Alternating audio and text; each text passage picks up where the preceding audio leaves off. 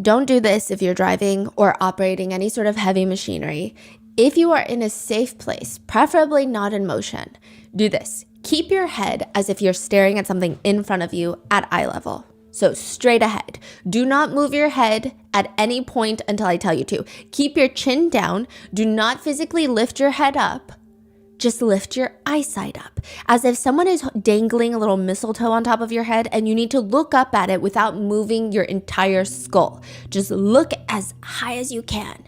Now, once your eyes are in that position, close your eyes. Did your eyelids, as they're coming down, did you feel any sort of fluttering in your eyelids? Or did they come down as smooth as garage doors? Or is there some sort of resistance, like a twitch? No, it just came down. Okay, interesting. Mine fluttered quite a bit, and they say that it means if your eyelids flutter when doing this, you might be more available to suggestion, more open to hypnosis. This is not a given. There's not many scientific studies done on this, so take it with a grain of salt. But it is fascinating. And just like there are things that make someone more likely to be hypnotized, that a lot of hypnotists, when they do those on-stage performances, they will look for certain cues in the audience. They will actively pick out someone that they believe is more open to suggestion. Because when you're being hypnotized, they try to tell you that you feel certain ways, that you feel like you're floating, that you feel like your two fingers are magnetized and they're pulling towards each other and you can't let them separate. They convince you of these things. And just like that, there are personality traits that make it easier for someone to give a false confession. Some people say those two things are almost similar. They work in different ways for different purposes, obviously. But hypnotism, being open to suggestion, and false confessions, leading someone to believe that something has happened that has not happened, are kind of in the same vein. Confess to something that you've never done, a false confession. Usually these people have poor memory, high levels of anxiety, low self-esteem, low assertiveness, conflict avoidance, and the eagerness to please people. People with these traits combined, they are more easily influenced by authority figures. They're more vulnerable to interrogation pressure. Now you add in the situational factors. They've been left in this interrogation room for too many 2 hours. Sleep deprivation, fatigue, drug, alcohol withdrawal, extreme stress. They could easily give a false confession. They could be nudged, pushed, led. It's a very real thing that will mess up so many trials because someone is victimized. Obviously, they need to get justice. But if someone claims that they falsely confessed or they actually did falsely confess, that makes it trickier to get justice. And that is exactly what Michelle Martins is saying happened to her. She's like, that was a false confession. She claims that she did not mean a single thing that she said. She takes it all back. Yeah, she said that her boyfriend, Fabian, was essaying her 10-year-old daughter, Victoria. So Michelle's 10-year-old daughter is Victoria, and Michelle's boyfriend is Fabian. She's saying this adult man was essaying my 10-year-old daughter. She says she let it happen because she did derive a sick and twisted pleasure of viewing the heinous acts. She got off on observing, okay? But that specific night, things were a little bit different. Michelle says her boyfriend Fabian was on top of Victoria essaying her. And Fabian's female cousin was also present in the room. And she was joining in on the assault. And how old is the boyfriend and the cousin? Oh, they're both like in their 30s. So not only are we talking child predators, child assault, but incest. The cousin's name is Jessica. And instead of being disgusted by what's going on, Michelle is just watching. She's watching all of this happen to her little 10-year-old daughter. And she's asked, okay, but how did they kill her after that assault? Michelle, how did they kill your daughter that night? You were there. You watched it. Michelle is sitting there in front of these two people and she's got tears just streaming down her cheeks. You saw it. How did they kill your daughter? A little sob escapes her mouth by essaying her. Explain that to me, because I don't understand. He essayed her so hard that she died? Again, these are direct quotes. He covered her mouth with tape. This is your baby girl, 10-year-old Victoria, who is being held down on the bed so that an adult man can R-word her. You are the only one that is going to be able to tell us how she died because you were there. You were there watching it. How did she die? She sits in silence, thinking, crying, trying to catch her breath. Whose hands were on her neck? Fabian's hands because he was on top of her. And whose hand was on her mouth? Jessica. After he was done, did they do anything to ensure that she was dead? What did they do to make sure that she was dead, Michelle? No, that's not good enough. What did they do when they were done with your daughter and holding her by her neck? We're way past playing any games here, girl. Did they do anything? They stabbed her. Did she just stab her or did she slice her? Did that. Okay. So straight up and down into her body? And this was in her. She went up. She grabs a tissue, almost like this realization dawns on her, and she starts crying harder, but the questions don't stop. And then 20 minutes later, you had with Fabian?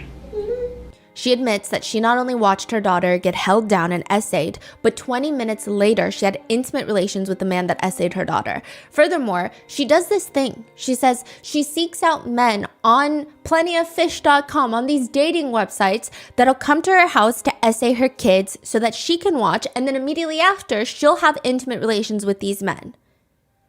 Did you allow these people to have with your children because you like to watch? Be honest. Yeah? You like watching? Okay. That is wild. She's asked, how are these conversations starting online? How does it start and end with somebody having intimate relations with your child in your apartment? Which, by the way, they use the term intimate relations. And just so you know, anytime someone is being questioned, these types of word usage is very deliberate. You say intimate relations versus our word because it might alienate the person into retrieving and realizing how bad it sounds, so they won't say anything more. It sounds too harsh of a word, even though that is the exact crime. She says she knows the signs that men are interested in her kids rather than her. She says, They asked me if I have any kids. I said I have 2. Okay. And then when they meet me, they want to meet them too. How did you get into that? Was it something you just wanted to try? Just to see. Curious, I guess. within a few hours, sitting in an interrogation room, almost like she's being hypnotized, Michelle Martins tells the authorities that she gets off on inviting men over after meeting them on websites to watch them essay her 8-year-old son and her 10-year-old daughter, Victoria. She says she only recently stopped because her new boyfriend Fabian moved in and he was doing all the assaulting himself.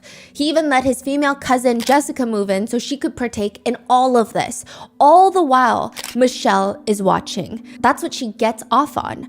But last night, things don't go as planned. As the assault is taking place, Fabian kills Victoria, Jessica holds her down, and Fabian starts dismembering Victoria, severing off her limbs. Then they wrap her in a blanket, throw her in the bathtub, and light her on fire. That is exactly how the police find Victoria in the bathtub, in flames. They find her, then they question Michelle. It matches up. Victoria was found missing her arms and her internal organs. Her heart and liver were gone. Michelle was, doing it with Fabian after the murder. After the severing of her limbs, yes, it seems to be. It is probably one of the craziest interrogations I've ever seen. But then they find evidence that some of the interrogation clips of what Michelle is saying are not true.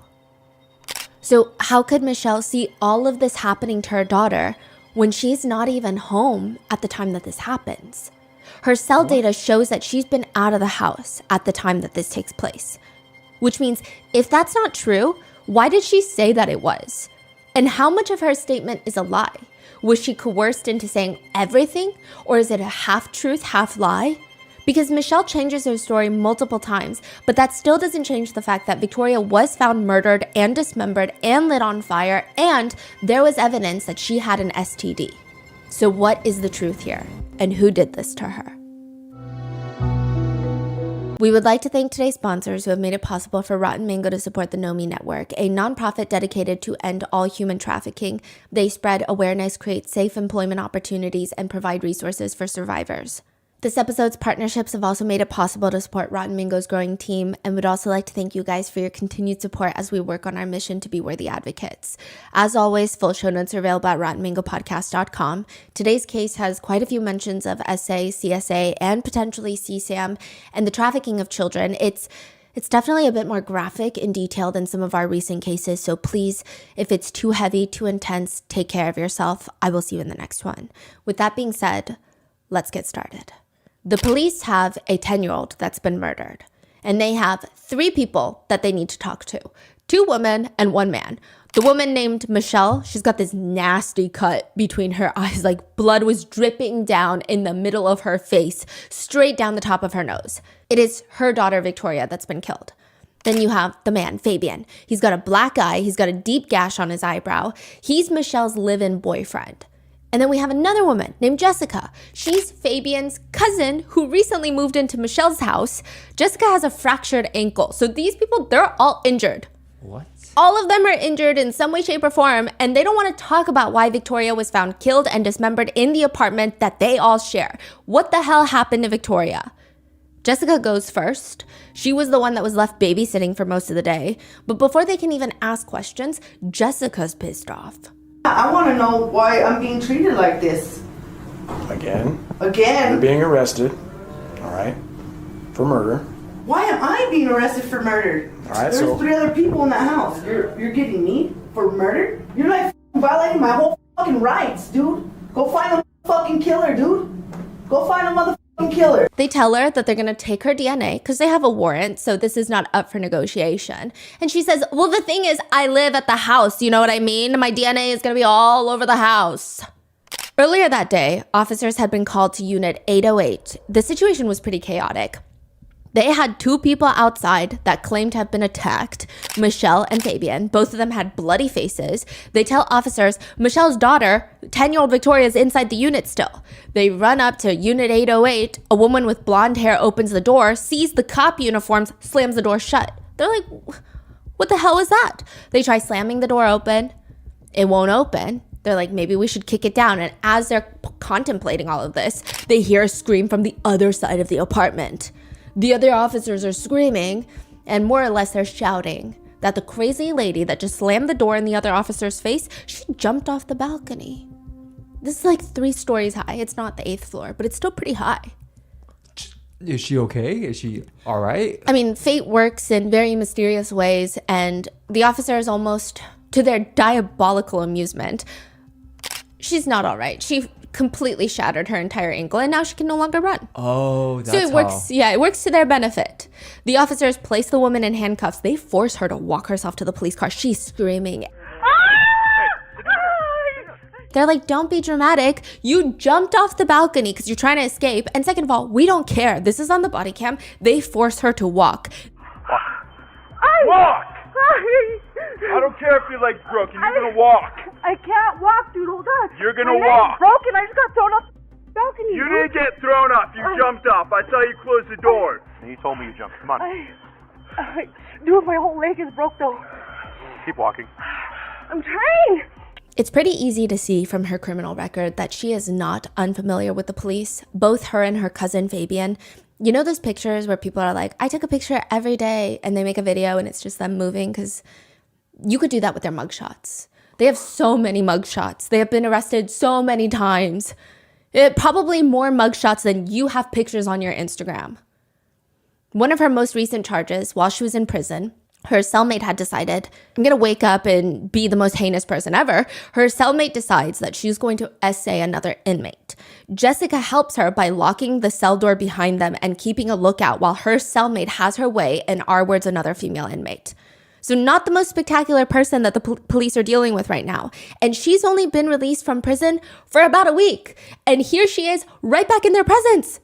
She explains to them, you guys have the wrong person. You don't even know what you're talking about. You're violating my rights, dude.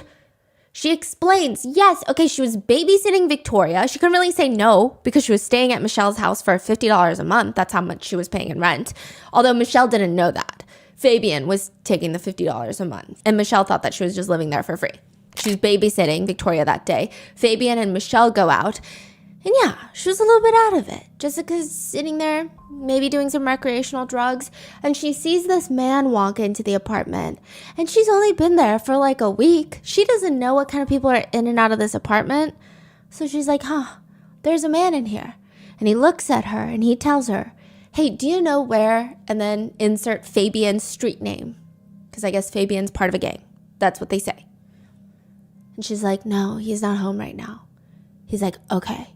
Walks into Victoria's room, violently essays her, kills her, and then tells Jessica, get rid of her body, and if you tell anyone, you're next.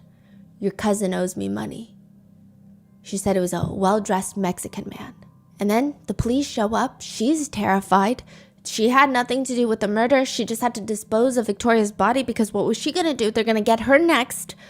I mean, she was terrified. And now she's in the back of the squad car with a broken ankle and all. And it's terrifying. She says, you guys need to go catch the real killer. Side note, the apartment was in shambles and it's very interesting. So she's claiming that a man walks in, essays, and kills Victoria. But when you go in, everything is just hectic. There's blood everywhere. There's blood seeping into the carpet. There's evidence that someone tried to clean up the blood. Inside the bathroom, they find Victoria, her torso, her head. They're all connected. Her arms have been severed. They were found in a separate plastic bag. Her liver and her heart were taken out, also found in a separate plastic bag. Her left leg was almost completely severed off. The rest of her body that's in the bathtub was wrapped in a blanket and lit on fire. Every single smoke detector in the house was also conveniently taken down. So Jessica's story, it doesn't really add up. Also, what are all these wounds? Sure, Jessica's fractured ankle makes sense. She jumped off the balcony, but why are Michelle and Fabian wounded? They go into Fabian's interrogation room. He says, I did nothing. I didn't even know that Victoria was lit on fire in the apartment. He claims all he knew was he went to sleep, woke up, and Jessica, his cousin, is freaking attacking him. He said this was a completely normal night. They came home, they made tacos for dinner. Well, Michelle made tacos. Everybody else ate the tacos, minus Victoria. They thought she was sleeping. That's what he claims. And then eventually, Michelle and Fabian, the couple, they go into the bedroom and they fall asleep. Around 1:40 a.m., they wake up to a pair of eyeballs staring at them, just staring into the depths of their soul. Do you believe in Jesus? He's like, Jessica, what are you doing? Why are you talking about Jesus at 1:40 in the morning? You don't even go to church. You just got out of prison. Jessica's standing there. I have your phones, by the way. She's holding her hands behind her back, but it looks like she's got more than just their phones. I said, do you believe in Jesus? Michelle wakes up and she says, yeah, I do, which I don't know why you're responding. Jessica smiles and says, okay, then you first, and slams a metal iron over her head, then goes to Fabian and starts slamming the metal pipe, if you will, down on his head. And Fabian's like, I don't know. I just ran out of the apartment because my cousin is trying to murder me. Did she say anything about Victoria? She said, what did she say? She goes, your daughter's dead. What? She told Michelle that your daughter's dead, and I was like, what? Wait, this happened at 1:40 a.m.? Yeah. And they see Michelle and Fabian just wounded everywhere. Oh, because they just got attacked by... Yeah, and then they're like, hey, my daughter's still in the unit. Michelle is like, my daughter's still in the unit. Can you go get my daughter? They run up to the unit. Jessica slams the door. She breaks her ankle. They go in. They search the entire place for the 10-year-old, and she was found in the bathtub. Did Michelle call the police? Fabian went to a neighbor who called the police. Michelle also escaped and went to a different neighbor to call the police. What? Okay. Fabian denies knowing anything that has been happening to Victoria. He said he came home and Jessica was like, Victoria went to sleep because she had a rough day and I was babysitting all day. And he also says, by the way, I would never do anything to Victoria. He says, I love her and she loves me. Now, to be clear, Victoria knew Fabian for approximately 24 minutes. I mean, maybe a few months, that's being a little dramatic. And most of the time that she knew him, he was likely high out of his mind on...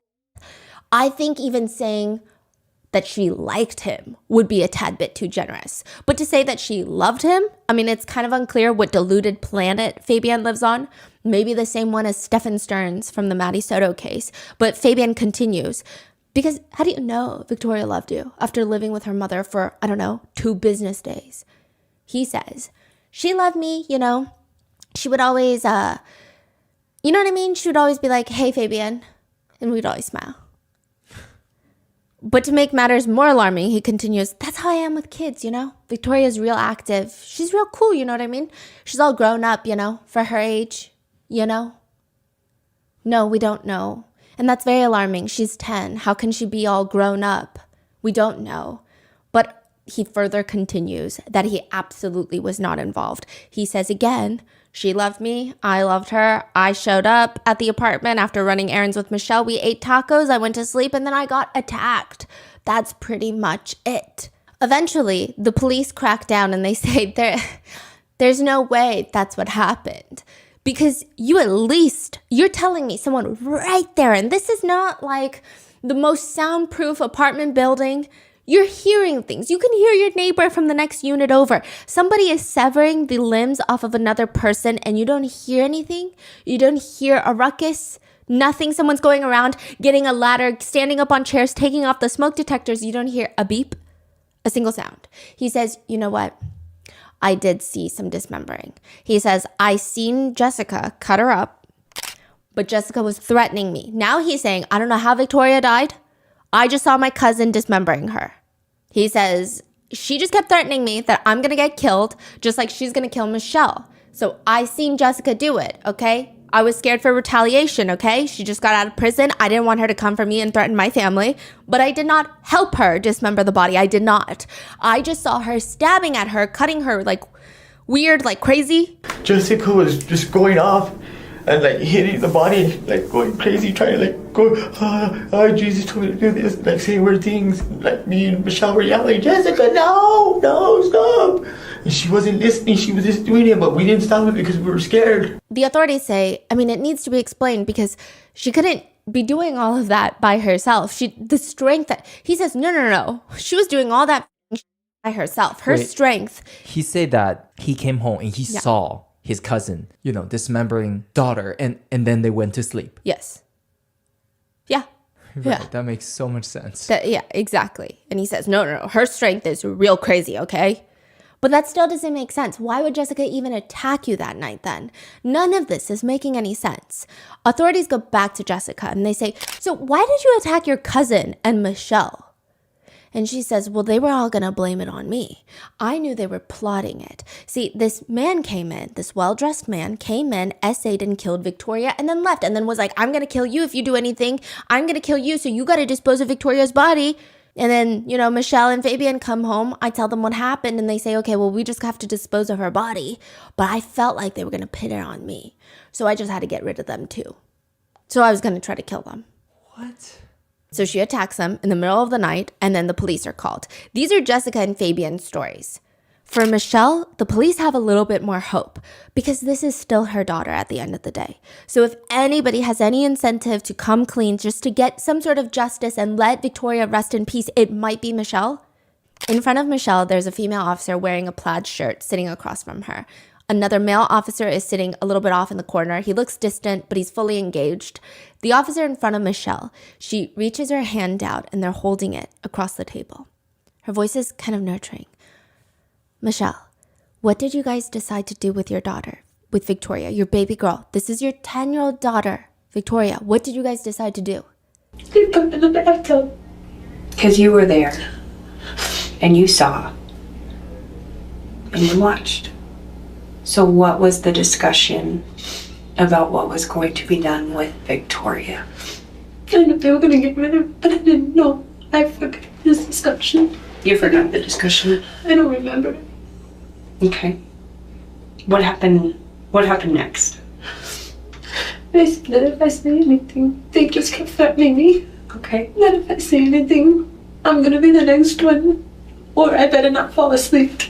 And before that was the time I saw Jessica stabbing her in the stomach. Michelle starts crying. She explains that she doesn't really know what was going on. All she knew was that when she got home, she thought Victoria had gone into her room to sleep. She ate dinner with her boyfriend, Fabian, and Fabian's cousin, Jessica, who she barely knows, who just was staying with her.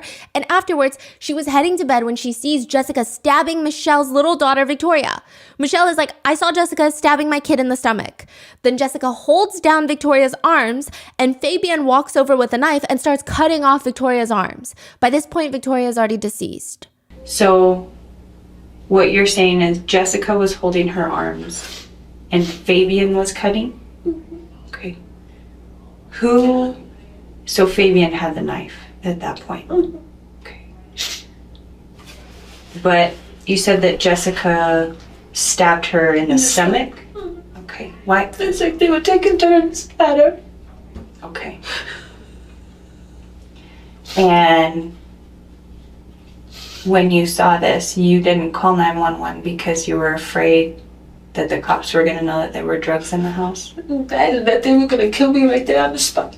Okay. And what did Jessica tell you about how she died? She told me she didn't know. But you said earlier she killed her. How did she kill her? Victoria took the meth that was on the table, and then Jessica stabbed her in the stomach. In her bedroom. Michelle goes through multiple variations of events that night. At first, she says she has no clue how Victoria, her 10-year-old daughter, ends up dead. She states that when she got home, she saw Victoria alive and well and thought she went to her room to sleep. Then she changes the story and says, I actually never saw her alive and well. I thought she was just asleep in her room. Then she states that Victoria took that was left out on the coffee table and then died of an overdose, and then they were all freaking out. So she changes it multiple times. Her first few variations of the story include Victoria dying and being dismembered by Jessica and Fabian. She doesn't do anything because she's terrified to call the police. They're threatening her. She can't do anything. She just goes to sleep until she wakes up with Jessica in her face, asking her if she believes in God, and then slamming a tire iron between her eyes. That's what she says. But what's unsettling is that in these variations, she says that after she watches these two, her boyfriend Fabian and Fabian's cousin Jessica, dismember little Victoria, the police ask her, what did you do right after you saw that? I was in the kitchen. What'd you do in the getting kitchen? ready to make dinner. Making the tacos. And then Fabian took over after he was finished. The police have to get this straight. After you guys cut the arms off of Victoria, cut her leg off, and wrapped her in a blanket and put her in the bathtub, right? Then you went and made dinner. What did Fabian and Jessica do? I don't know. They were acting like nothing ever happened. She said Fabian and Jessica just start cleaning up blood while she makes dinner. Okay, so you go and make dinner, and they are cleaning. What happens after that? Once I did the dinner, I go in my room and I eat. Okay, so you eat, and I only ate like one taco. Well, because you were probably sick to your stomach. Yeah, so then I put the other one in the fridge. The police are not happy with Michelle's version of events. There's just too much missing. Like, even you look confused, and the police are looking confused. Like, none of this even makes sense. Like, what you're saying, this train of thought, these trains of actions, these don't feel normal. Too many things are missing. What do you mean you're making dinner for everyone? I'm sorry, you only had one taco? How did you go to sleep after this? How do you fall asleep? To her defense, she says, we had tacos with beef and potatoes and sour cream. Okay, she was like, now stating all of this. But they don't even just go to sleep. According to Michelle, per this specific interview, she states that after dinner, after watching her daughter get dismembered, she and Fabian have intimate relations. The authorities come in and out of this interrogation room because they keep going back. They keep getting more intel. They go to Fabian. They come in and out of Michelle's interrogation room. And when they come back the second time, they're angry. The female officer sits down. By the way, I'm saying female officer because there happens to be one female officer and one male officer in the room. It's not because I think I have to put a woman's gender. Anyway, I saw some people getting upset about some of that discourse, but it just makes it easier to differentiate. One question, and it's a very serious question. Okay. Who was your daughter? Who was assaulting your daughter? She's 6 years old. Who was sexually assaulting your daughter, Michelle? Because you knew about it. That was my ex-boyfriend. That was your ex-boyfriend? Yes. And that's why I got rid of him. Okay. Is he assaulting your son as well? Not that I know of. Michelle. Because my son is barely with me. He's mostly with his Michelle. father. When did you find out that Fabian and Jessica were active with your daughter? When did you find out? And be honest. Not too long ago. Not too long ago. Okay. How much were they giving her so that way they could assault her?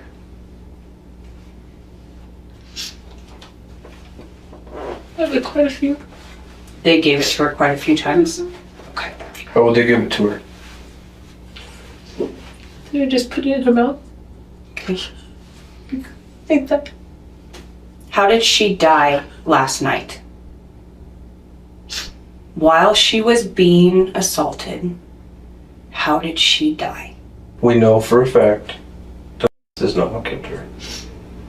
How did she die, Michelle? Okay, let's go back. When did you find out that Fabian was having sex with your daughter, with Victoria? How long ago? Just recently. Just recently? What is recently? Like How many days? days, weeks? Days. Days? A couple of days.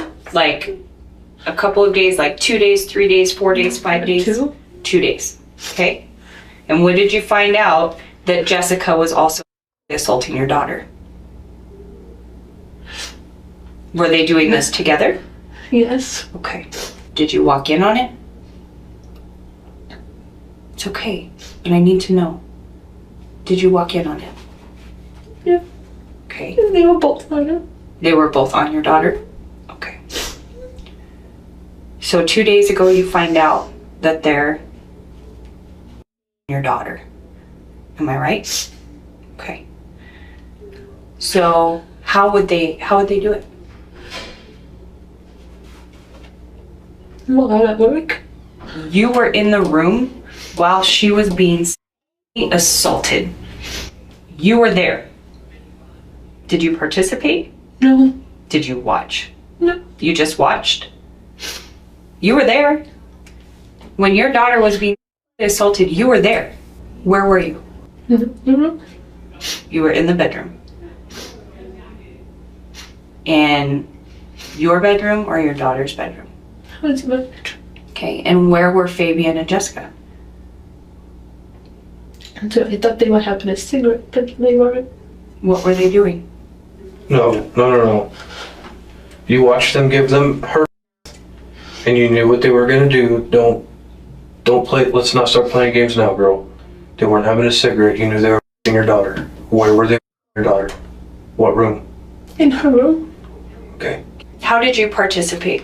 I don't think that you assaulted your daughter. Did you help hold her down? When Jessica and Fabian were in the room assaulting your daughter, what part did you take in that act? I let them do it. You let them do it? Which I shouldn't have. Okay. Were you having intercourse with Fabian or Jessica while they had sex with your daughter? No. Did you have sex with Fabian right after he had sex with your daughter? Yes. She also confesses that during the past year alone, she's had multiple men come over to force feed her 9-year-old daughter amphetamines, Z-Quil to calm her down so that they could essay her while she watches. She facilitates and watches all the assaults.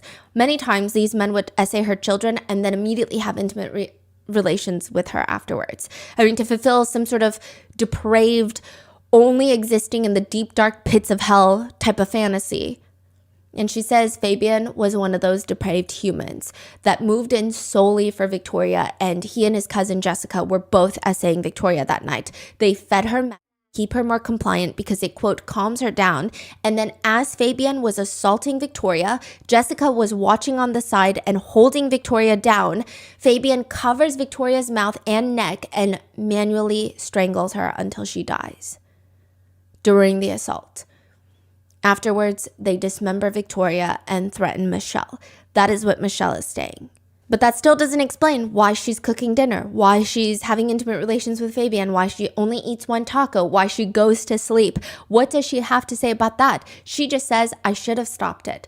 That's her response. But so much of this story doesn't even make sense. The police keep pushing. And they're able to elicit all of these very specific details from Michelle. They ask her, where did Fabian reach the destination, if you will? On top of her stomach. Was your daughter saying anything? Stop. What was Jessica saying? Just shut up. What was Fabian saying? He wasn't really saying much. He was just... And you just stood there and watched? You just let them do this to your daughter? Yes? I should have stopped it. And then how long after he did on your daughter did he have sex with you? like 15, 20 minutes. How long was Victoria alive after she was, or was she dead after she was? Did they kill her then? I need to know. Yes, Yes to what? they killed When? When they raped her? And how did they kill her? You were there. You watched it. you know. Michelle, were you clothed or were you naked? I was clothed. Was Jessica clothed or was she naked? She had her top off. And Fabian, you said he had his shorts on with his exposed? He had them pulled down, but he had no shirt on. And was Victoria? Yeah, she had her pants off. Who took Victoria's clothes off? They took the pants off. Jessica took her shirt off. What did you do with her underwear? What did you do with Victoria's underwear? Took them, put them in the laundry basket. You took them and you put them in the laundry basket. Why? What was on them? From Fabian. What else? Blood. And why was there blood on them? Because he penetrated. Because he penetrated her. The search of the house does show that her underwear was found inside of a laundry basket with blood on them. And she says that it's because Fabian fully essayed her daughter and that's why they had blood. They keep questioning her. How long have you been sexually assaulting your daughter? I never assaulted my daughter. Okay. How long have you been inviting men into your house to sexually assault your daughter? The only two that I know of is David and these. Okay. But you've allowed it. No, I kicked him out, but then I found out about them too, and then What did David do to your daughter? he was like trying to kiss her on the lips and stuff like that. And Did he he was trying to put his fingers down there, and Did he rape your daughter? no, I took her and got tested, and it came out negative. Did you report it to the police? Yes, I did. Michelle, you have been bringing men to your apartment to use your daughter and sexually assault your daughter. This is not the first time that this has happened. This is not the first time that your daughter has been assaulted. I'm just going to use the word because that's what it is. You were allowing men to come over and have sex with your daughter, and in turn also having sex with you. Help me understand that. What do you get out of it? Is it a turn on for you? No, Then help. because I would never do that to my daughter. But you did last night. And the only reason that we're sitting here today, Michelle, is that it went a little further than it ever has before. This time she died. You weren't ready for the type of animals that these people were, and it went further than you anticipated. But let's start with this. How many times that what happened last night, minus her dying, how many times have you watched or that you know that Fabian and Jessica have had sex with your daughter since they've been in your house? How many times? Like 3 times I think it's probably more than that. That you watched? that I know about. How many times did you watch? There was only that one. How many times did you watch? Be honest. Michelle, we know you watched. How many times did you watch? Every time? Mostly. They go on to keep pressing her, and she mentions that they had it almost every single night since Fabian moved in, he was essaying Victoria. Then every single night that Jessica moved in, both of them were essaying Victoria. Prior to that, her ex-boyfriend, David, was essaying Victoria. Wait, so are you saying that her stories just keep on changing? Because she say 3 times, right? Yes. She say, no, David didn't do it or whatever. Like, is it like just... Her story keeps on changing, yes, but it's very interesting because a lot of netizens are conflicted on how they feel about this false confession. Some people believe that it's a completely false confession, but most netizens believe that the essay part might be true. Mm-hmm. Oh, like all these specific essays. Yes, like there's maybe some truths in some of these lies. Yeah. And then even with But what is a lie right now? We don't know, right? we don't know. We do know that she was essayed at least once prior to her death and likely the day of her death. But we don't know how many times by how many people. For example, the autopsy for Victoria was rough considering she's been so badly dismembered after her passing. Both of her arms had been cut off and severed. Her leg was partially severed. Her torso had been cut from the collarbone down towards her belly button. Her heart, parts of her liver were removed. And they were all placed in separate plastic bags, and some of them are placed inside of a laundry basket. In a separate plastic container, they find Victoria's arms and her heart. And for her cause of death, the autopsy reads, Miss Victoria Martens died as a result of manual strangulation. The manner of her death is best classified as homicide. There's a few other things in the autopsy that we'll bring up, but it's not definitive that she was essayed, but there are a few things, like she had blood in her private regions. There was slight tearing of her rectum. There were all these things that made it seem like, okay, perhaps she was essayed. Maybe it wasn't the way a lot of people describe it in like even if you go into the police reports, which we FOIA'd for this, it's not, they say maybe it was perhaps not full penetration, but there was essay involved. Because there wasn't as much tearing to indicate. So it's just... Yeah. It's very difficult to say. So with this confession, immediately right off the bat, all three of them are thrown in prison. Naturally. They're thrown in jail. They're charged with Victoria's murder, which, side note, Michelle is so shocked when she's charged with her own daughter's murder. It's kind of crazy. Okay, so first thing is, seems like all three of them told a different story. Yes. Of the night. Yes. But regardless, just based on three separate stories, they're all charged. Yes, because also... I mean, she's found in the bathtub. It just doesn't make sense that they don't know what's going on. Yeah. Okay. So when you say she's so shocked. Yeah. Michelle is looking at one of the detectives like he just betrayed her. So Michelle, at this point, you're under arrest for a homicide of a child, a slew of whole other charges that I probably couldn't even list here if I wanted to.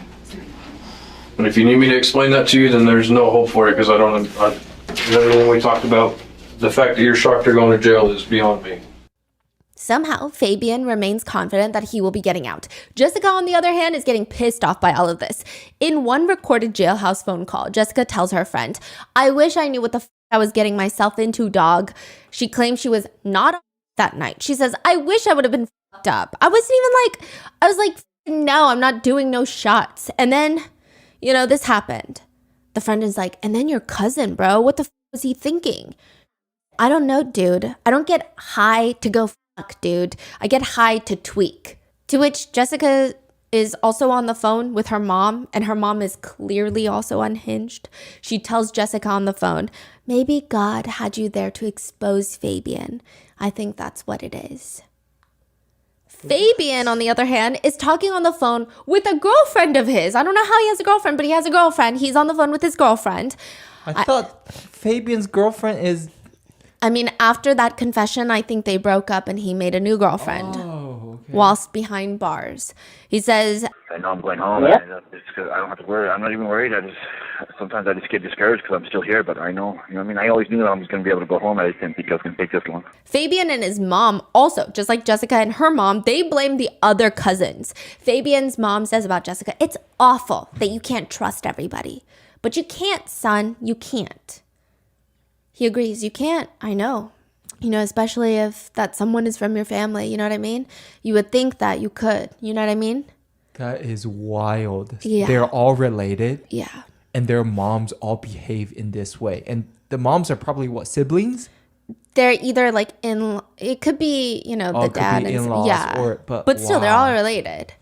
Fabian tells his mom that regardless, when he gets out, he's going to take her to the salon so that she could get a massage. And he even tells his girlfriend, soon I'll be home, guys. Soon. I love you guys. So why the hell do both of them think that they're going to be home anytime soon?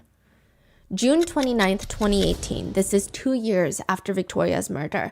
The new DA, Raul Torres, he takes office and he holds a press conference. So by this point, since 2016, this was one of the more high-profile cases in Albuquerque, New Mexico. everyone and their entire genetic lineage at this point believed that Fabian and Jessica had essayed Victoria while Michelle was watching, then dismembered her and then lit her on fire. But the DA says the authorities fumbled the ball. They say, first, we found no meth in Victoria's system. Part of the story was that they force-fed Victoria to calm her down so that they could assay her. From 2016, they believed it was... Michelle's interrogation. Right. But why did the cousin start hitting them in the middle of the night if that happened? She claims Michelle is lying. It was a man that did this, an unknown man that did this, that essayed and killed Victoria. And then the dismembering, yeah, it seems like Jessica and Fabian did that. Oh, okay, but why is Jessica attacking them in the middle of the night? Because she felt like her cousin was not going to believe the other man's story and just blame it all on Jessica. Because she was technically the only one home with Victoria. Okay, so she's trying to kill them? Yeah, she's like, I know.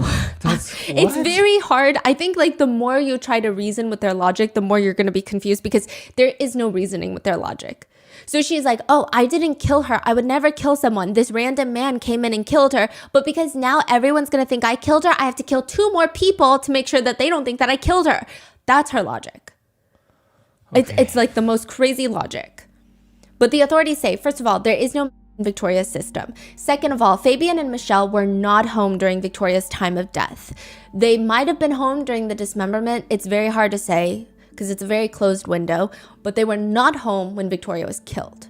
Third of all, they found partial DNA, a unknown male DNA on the back of Victoria. This could be saliva, it could be sweat. It doesn't seem to be any sort of male fluids. It seems like saliva or sweat, but it's a partial DNA and they ran it through the system. They can't find a match. There was no in her system. There was a claim that she was suffocated with a pillow, which isn't consistent with the evidence. One unidentified male was present, and we know that from the location of where that sample was recovered, which is directly from her body on the mid-back, we believe that to implicate them in the murder. That's crazy. And Fabian's DNA was not on Victoria that day. So they say, this version of events that Michelle gave cannot be true.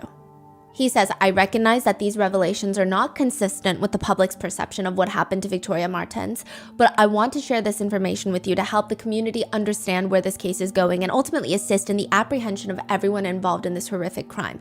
Right now, the only suspect to Victoria's murder is the unknown male DNA.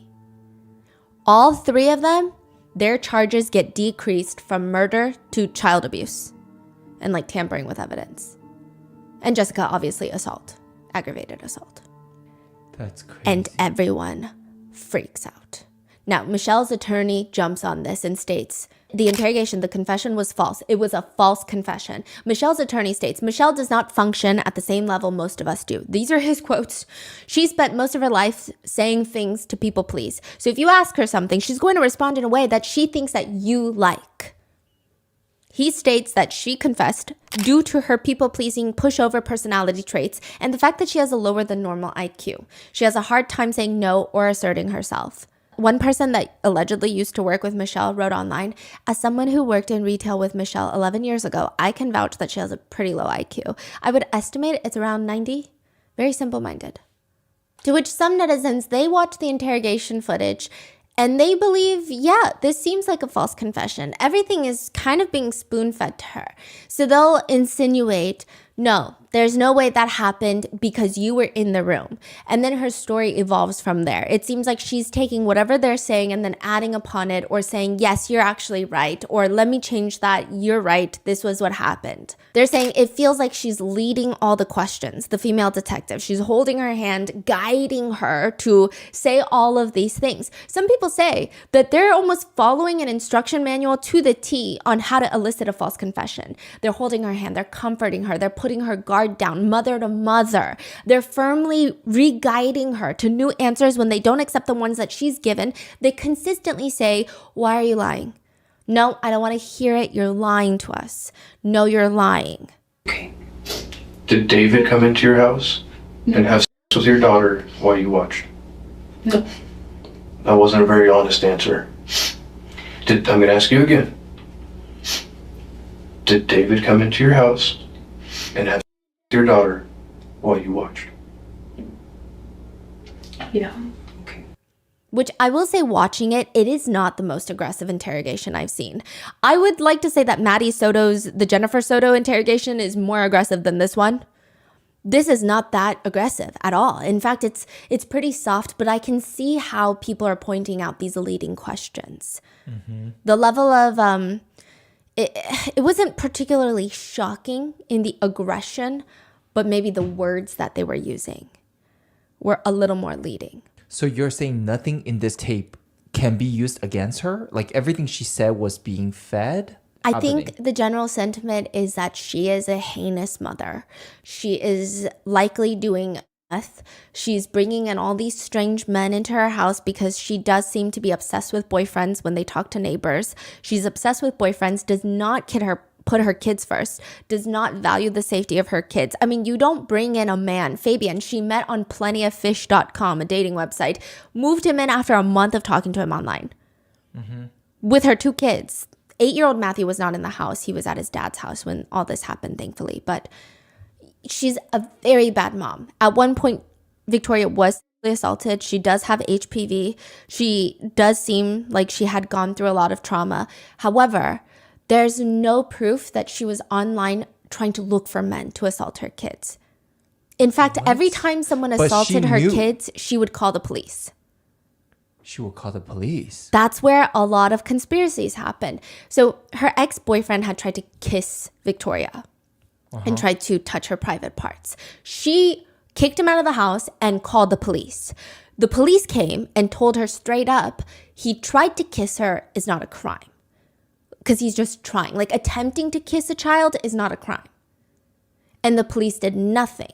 So now a lot of people believe that the police are almost covering up for themselves because they think that if this goes into discovery and the attorney, Michelle's defense attorney, comes out and is like, look at everything Michelle did, and then look at this interrogation, they're leading her to all this, they could be in a lot of big trouble.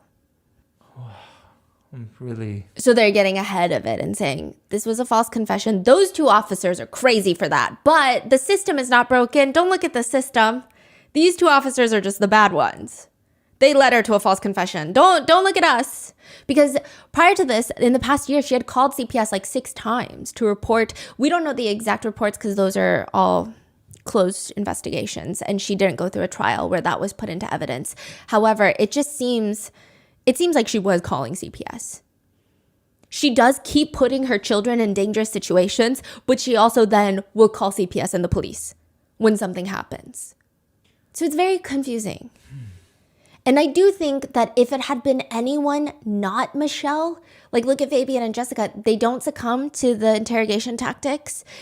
I didn't see it as like so alarming, but that's also what's so insidious about false confessions. Most people, when they look at it, they're like, well, I would never say anything, but it takes a very specific person and a very specific environment for them to falsely confess to something. It was pretty insidious. Like if there are so many people who only saw the interrogation tape, did not do any research into the case, they don't think that was a false confession. Mm-hmm. They just think like she's the world's worst mom. And she might as well be. She could be. I'm not debating that. I think I think she could stand to be in jail for the rest of her life. I think that would be great because she still let this happen to her daughter. Mm-hmm. I think that makes her despicable. I think she's bringing men around, that she's doing meth. She's exposing her children to this. She's putting her own frivolous dating life above her own kids. And I think that's really gross and vile. And I think that she could be in jail for a very long time. Mm-hmm. But I do think that the police were asking very leading questions. So what does that mean then? Does that mean we will never find out what happened? Because Not only will we never find out what will happen, all their charges got decreased. Because initially, all of them were charged with murder. And even without this false confession, I think every single one of those 3 would have been charged with harsher crimes. Because ultimately, at the end of the day, there is a deceased child inside their home, mm-hmm. inside the apartment. Mm-hmm. And it's just led to a lot of debates online. So the debates go something along the lines of, One comment will read, major props to the detectives. Some of the questions asked were so depraved and crazy. There's no way I could listen to her without choking the life from her. What an absolute monster. The officers showed great restraint. To which someone comments back, they actually the whole thing up and this was considered a false confession. The evidence did not match the story either. I don't know if it was the meth use or what, but she just agreed to all their suggestions. To which another person responds, how is that their fault though? She chose to go along with the story that made her look even worse. She's a monster either way, but how is it their fault that she wasn't being honest, that she wasn't there? Which others agree. And someone else even says, I don't think this was a completely false confession. Saying maybe she wasn't there the day that Victoria died. She probably saw Victoria get dismembered, but maybe the assaults were taking place.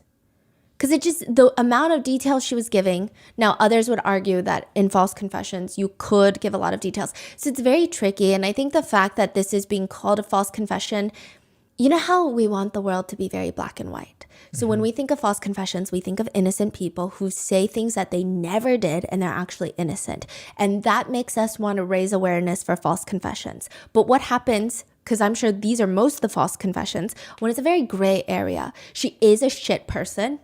And I think she's horrible. But also, maybe this is a false confession. How does that make people feel? Yeah, and also Fabian and Jessica, right? Yes. Somebody killed her and they dismember the body. Yes. That's beyond.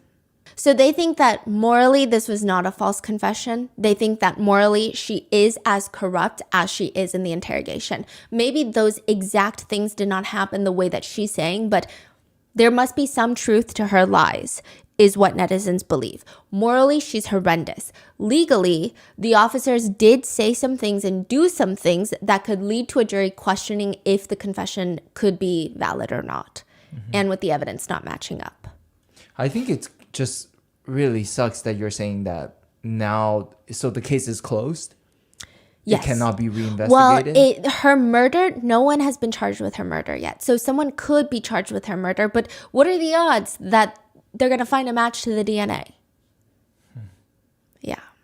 Are you saying that they're going back to the original story from Jessica? Like a stranger came to the house and essayed and killed her? Yes. But that doesn't make sense either. What? That doesn't make sense either. That's why people think, a lot of netizens think the authorities are trying to cover up all their shit. A lot of netizens think the authorities were called consistently to check on Victoria. They don't protect Victoria. They don't do anything about it. They say, hey, this grown man tried to kiss your kid. Sorry, that's not a crime. They do nothing. Then Victoria ends up getting murdered. They feel like they could also be on the line for it. So they just spin this. Maybe there's a lot of heightened emotions. They go in, they see the crime scene. They need a story as crazy as the crime scene. They elicit this crazy story from Michelle. And it's like, hey, don't look at anything we've done. Look at what Michelle did, which is exactly what all of New Mexico does for 2 years. And then a new DA comes in. And around that time, Albuquerque Police Department was going through some stuff where there were multiple cases of eliciting false confessions. So they thought, let's get ahead of this, because if this goes to trial, it's probably not going to work in our favor. A lot of shit get dug up and talked about and debated by Michelle's attorneys, by Fabian's attorneys, by everybody's attorneys. So let's just get ahead of this and say, this was a false confession. We're going to charge them with this and then give Michelle and Jessica plea deals. Wow. That is the conspiracy that a lot of netizens have. I'm not saying that the Albuquerque Police Department did anything. I'm just saying it is a little alarming when CPS does nothing to these types of phone calls. One of the reasons that netizens don't believe that Fabian and Michelle had anything to do with the deaths, which, by the way, again, me saying that Michelle had nothing to do with Victoria's death, I will never in my life defend a woman like Michelle Martins. Never in my life. I think it would be best for society if she is locked away for a very long time. I don't even know if you can rehabilitate someone that does that to their own children, that puts them in such dangerous situations. What kind of rehabilitation can you do? That's your own offspring. You don't even care about them. How can you care about anything? So A lot of netizens believe Michelle and Fabian were not involved in Victoria's death because they were the ones calling the police. Like, they went to the neighbors when they were attacked by Jessica to have the police called. Sure, Michelle, maybe the elevator does not go all the way up, is what some netizens are saying. However, Fabian, he has been in prison like 5 bajillion times. Would he really risk it? Usually people that are in and out of prison to that level, they avoid law enforcement like it is the next tsunami that's going to hit. They don't call law enforcement ever. They never get them involved because with their record, law enforcement is never going to see them as a victim. They're never going to say, oh, I'm so sorry you were attacked. They're going to be like, you probably did something and we're going to search your entire house for drugs, so we're going to lock you up again. He would not call unless he genuinely felt like he was just being attacked out of nowhere and he had nothing to do with Victoria's death. Didn't even know she was dead. But he did also say that he saw Jessica dismembering the body. So I don't know what's going on. Exactly. So netizens are just going back and forth. I'm just repeating netizen sentiments. Now, the neighbors are the ones that called the police. And again, they did not call because they saw smoke billowing out of the unit, even though Victoria had just recently been lit on fire in the bathtub. They don't see any smoke yet. They call because Fabian is like slamming on their doors. And authorities do note netizens who also believe, again, Fabian and Michelle are not involved. This is just a netizen theory. This is not my personal belief. They believe that Michelle and Fabian are not involved. And authorities even do note that Fabian was involved in a gang-related fight 2 days prior. I just want to say, I think gangs, it has like the cartel effect. In the sense of like, I think gangs are really dangerous. Same with any sort of organized crime anywhere. They take lives, they're very dangerous. But this doesn't really seem, like you can't just say gangs and then put this kind of crazy crime on them. A lot of netizens are like, yeah, gangs are really bad. Gangs do some crazy stuff. I've never heard of a gang go into the apartment, SA, and kill a 10-year-old girl that has no biological relation to the person that they're upset with, and then leave. Like, it just, they're like, I don't know in what world a gang does this. Yeah, so the connection is loose. Yeah, and then Jessica saying like he was a well-dressed Mexican man. And then everyone's like it just feels very fictional. Like even the act itself is fictional, and then she's describing him as like organized crime mafia gang leader. So it's like none of this is adding up. Wow. Now, one comment reads, yeah, mom and boyfriend weren't home. I don't think they were involved in the assault and murder. Honestly, still not the greatest people. Should not have left her with Jessica. But yeah, I think it was Jessica and some unknown man. Another netizen brings up, what is the likelihood that an unidentified male comes into the house, essays, and murders a 10-year-old girl on her birthday, which, by the way, the next day was Victoria's birthday, 10th birthday, all the while an adult is present who is too high on to properly recognize and identify the perpetrator or stop the crime from happening? It doesn't make any sense. Which is the next theory. There is an unknown man that essayed and killed Victoria, but he was not some elusive mafia member in a well-dressed suit that came in looking for Fabian. He was invited in by Jessica. Netizens speculate that Jessica might have sold Victoria for drugs, that she asked her drug dealer to come over and he was willing to participate in some grotesque acts against humanity in exchange for drugs. He will give her the drugs and he will do what he wants with Victoria. This seems like the more plausible theory because there have been cases where mothers themselves have sold their children in exchange for drugs. So it seems like the only difference in this theory versus the story that Jessica gave is that Jessica invites this man in and he is not an unknown aggressor. With that, people start branching off in that theory. Maybe he gave her the drugs and then left, and then Jessica realizes Victoria's going to tell someone about it. So she kills Victoria and then dismembers her. Or maybe in the process of essaying Victoria, he kills Victoria and then leaves. And now Jessica is left to panic and clean up after him, I guess. So there are two branches of that theory. And a lot of people think this makes more sense because consider this. Knowing Fabian, I don't think that he would care at all if Victoria was essayed or killed. I don't think he cares. She was essayed and killed, likely essayed, killed. He doesn't seem to care. Like, it doesn't really faze him. If a gang member wants to come in and hurt Fabian, this is not the way to do it. Fabian also has kids of his own that stay with the children's mother.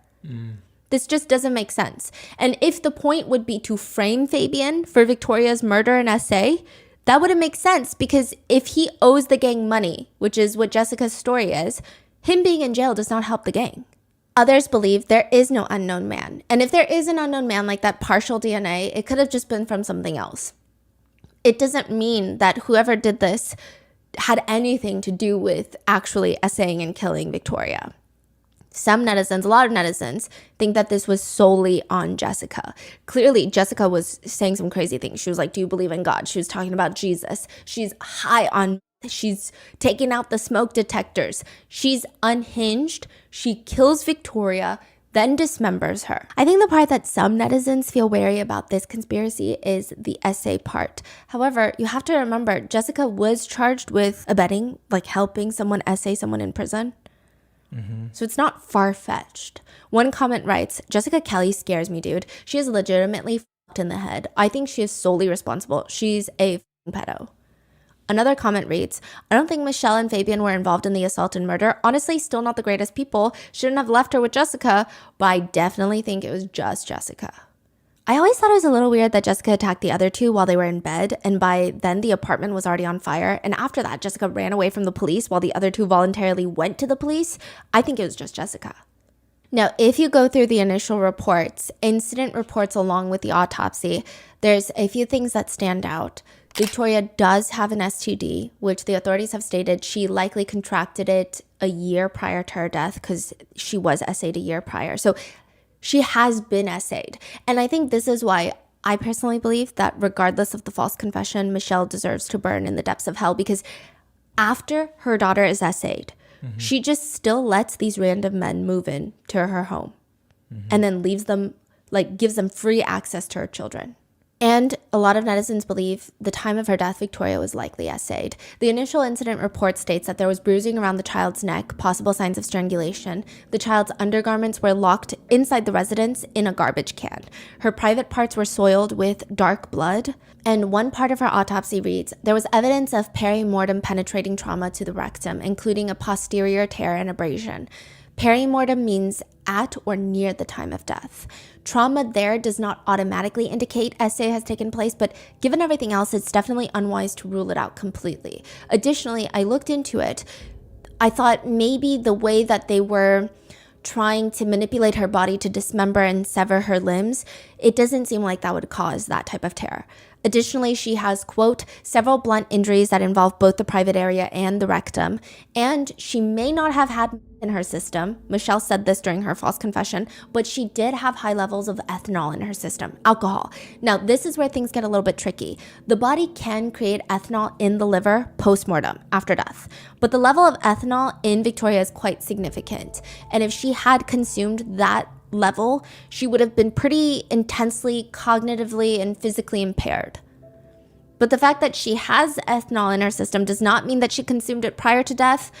She could have produced it post-mortem, but the autopsy does state in an alcohol-naive person, this level of alcohol could cause cognitive and physical impairment. So perhaps they believe it was enough to raise alarm. Again, there's no pure evidence that she was essayed the night of her death, but that doesn't mean that she wasn't. And it's just caused a lot of fights on Reddit. One discussion on Reddit goes like this. Victoria could have easily been attacked by a previous male her mother trafficked her to. Someone responds, that never happened. Another response, then how did Victoria end up with an STD? Another response, she was sexually abused, but her mother had nothing to do with it. In fact, she went to the police to report it. Others feel like it's still not good enough. If your child has been essayed, you gotta be hyper vigilant. With one netizen writing, even if the mother wasn't there when Victoria was killed, she damn well put her in that situation. She's the one who started this terrible chain of events. I hope she suffers every second for the rest of her life, along with the rest of them, everyone else who have hurt Victoria. So with this new investigation, no one is being charged with Victoria's murder. Michelle gets charged with child abuse resulting in death, Fabian with reckless child abuse resulting in death, conspiracy to tamper with evidence, and 7 counts of tampering with evidence. Jessica with child abuse resulting in death, aggravated assault with a deadly weapon, conspiracy to commit tampering, and 3 counts of tampering with evidence. Infuriatingly, Fabian was even released in 2019, awaiting his new trial because his charges were decreased from essay and murder to reckless child abuse charges. He was under house arrest, which for some insane reason, while he's out on house arrest, he gets married. Yeah, someone was willing to marry him. Michelle and Jessica got less time because they decide that they're going to work with the police and testify against Fabian. And during the trial, Jessica's sister, so Fabian's other cousin, she shows up. She's blowing kisses at court reporters. And at one point, she's escorted out of the courtroom because she says, she's screaming, "You guys are pieces of shit," talking to Michelle and Fabian, not her sister Jessica. She says, "I'm going to get you, Michelle. Fabian, you're still family, though." In prison, Fabian does indeed get beat up, but it doesn't appear that it was for his charges. Now, I'm not here to neither confirm nor deny any appreciation for certain social systems put in place in prison where child predators are treated like walking punching bags. I think that's not a conversation for today, but I regret to inform you that he did not get beaten up for what he did to Victoria. It seems like he was just in a heated argument with another prisoner because the guy who beat him up is also a pedophile. Ultimately, Michelle gets 12 years, Fabian gets 37 and a half years, Jessica gets 44 years. Michelle's parents, Victoria's grandparents, are suing the state with the argument that the state did not do enough to protect Victoria after all of those CPS calls. A lot of netizens hate this. They feel like the grandparents also did not do enough to protect Victoria, and if anything, they were at least more involved and more incentivized to help Victoria. The grandparents, they live very close by, and they did nothing. That's what netizens think. So they also, furthermore, netizens are upset that if the grandparents they win the lawsuit, they are awarded taxpayer funds. And they also stand by Michelle. They're like, we don't think that Michelle did any of this. That was a false confession. She's a very nice girl. And the community has come together to purchase a gravestone for Victoria because it really seems like nobody's in Victoria's life that cared for her. One netizen who claims to know Michelle, they say, "Michelle was always pretty quiet at work. She was really reserved, and I remember the rough time frame of when she met up with Fabian on some dating app. After that, her work went to Side note, she worked at the deli section in Kroger, so like Ralph's. She would show up late or call out. She would never help customers, or she would just disappear on her phone. I will never forget her breath when she got close. It was like a tar type of smell. I'm guessing it was the... Yeah. And then, okay, so her ex-boyfriend, side note, this is completely side note. The ex-boyfriend that tried to kiss Victoria, remember? Mm-hmm. He was an ex-coworker of Michelle's. They met working at the store Bye Bye Baby. They sell like baby strollers. He worked in the stroller department, which is incredibly alarming. Yeah. Other netizens feel like the interrogation was all sorts of messed up writing. I saw the interrogation of Michelle. She confirmed anything the police said. She would have admitted that the mailman murdered her daughter if prompted to. But most netizen sentiments just want all of them to burn in the deepest depths of hell. Writing stuff like this makes me really think, like, I wouldn't feel bad. I would actually be excited to see these types of people get brutally murdered. Another one reads, even if her mom and the boyfriend weren't home, I'm sure they were both complicit in it somehow, and they don't ever deserve to be free. Another one reads, as much as I hope this dude dies a slow, painful death alone on a cement floor, he wasn't there at the time. Talking about Fabian. Albuquerque police spectacularly up from the get-go, still has been unable to account for another male DNA or even release a timeline of events that makes sense. The DA and the APD seem to be content in walking away from this and hoping everyone forgets how badly they messed this one up once the cell slams shut. Other netizens are just really upset because there's no justice.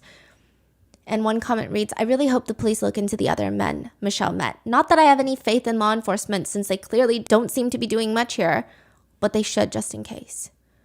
Others are just focused on the words that were spoken during the interrogation, writing, quote, after you guys cut the arms off Victoria, cut her leg off, then you went and made dinner. Might be one of the most insane things I've ever heard. Who could ever participate in dismembering their own child and still want to eat? I cannot fathom. And every time I think this story can't possibly get worse, it does. And those are the netizen theories and sentiments. What are your thoughts on this case? I mean, it's just so bizarre from every angle, and I feel like every single person failed Victoria. What are your thoughts? Let me know in the comments, and please be safe, and I will see you in the next one.